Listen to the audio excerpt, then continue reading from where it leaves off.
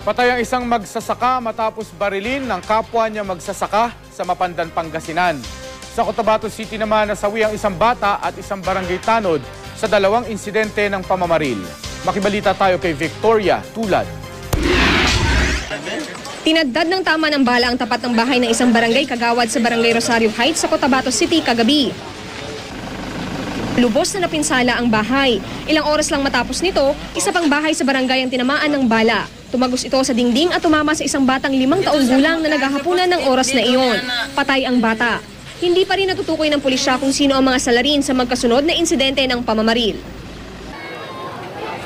Sa Davao City naman, namatay ang isang lalaking umano'y tulak ng ilegal na droga matapos barilin ng di pa nakikilalang salarin.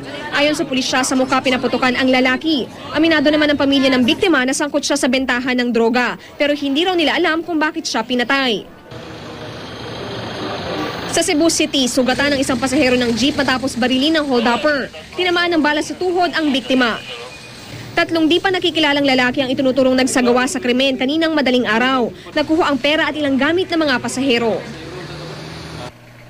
Binaril naman at namatay ang isang magsasaka sa Mapandan, Pangasinan. Ayon sa Mapandan Police, magsasaka rin ang bumaril sa biktima dahil umano sa alitan sa alagang aso. Naaresto ang suspect pero depensa niya, pinrotektahan lang niya ang sarili kaya niya binaril ang biktima. Victoria Tulad, GMA News.